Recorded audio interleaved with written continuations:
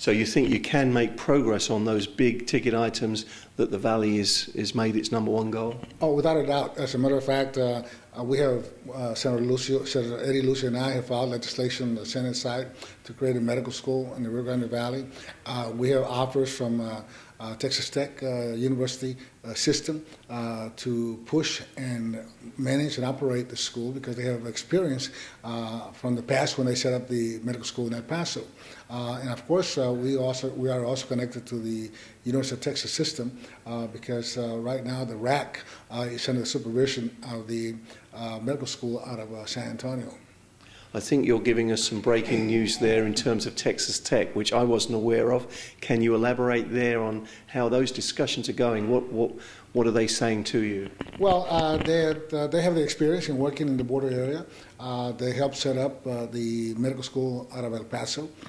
So they already have the experience, and they are very much interested in helping set up a medical school in the Rio Grande Valley. I spoke with Chancellor Hance, and we have a lot of young people from the border area, especially the Valley, attending school up at Texas Tech.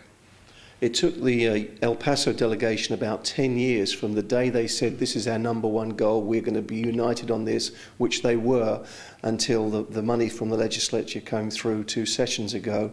Do you think it'll be 10 years from now before the Valley gets a medical school, or is the population growth and the dynamics different for the Valley that we actually could see something sooner than that?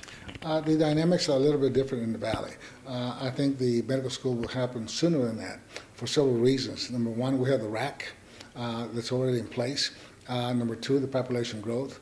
And number three, the support that a medical school would have from the different hospitals and healthcare providers that we have in the Valley. What's happening in the Valley is just so dynamic. And what we're doing in the Valley is just the growth is astounding. So as you drive around, you can see now the new hospitals that we have in place, the new educational program we have to offer, the new businesses are relocating down there. So you're going to see there's going to be a stronger push and in a shorter period of time in which a law school will be created. A medical school. A medical school will be created, excuse me. Yeah. The city of Harlingen has made the medical school its #1 goal, and they seem very, very focused on that. Do we assume it's a given because the RAC is in Harlingen that that's where the medical school will be built, or is that decision to be made further down the line? I think that decision will be made further down the line, and it will depend also on the support of the local communities and which is the best location for the Valley. I always take a regional approach. I don't favor one region over the other because the medical school will benefit all of the Valley.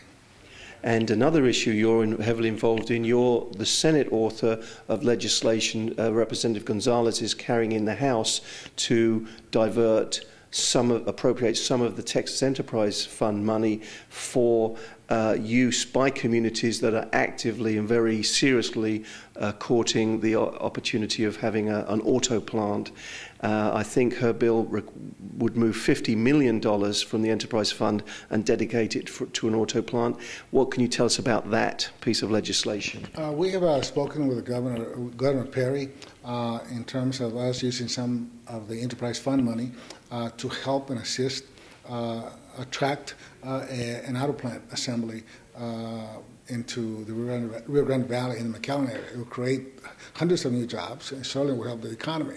And the response has been a very positive one. We may need to make some changes in the statute, but that's in the process. So I'm pretty confident that this project will receive the support of Governor Perry, Lieutenant Governor Dehurst, and Speaker Strauss, because they understand that Texas is about creating jobs.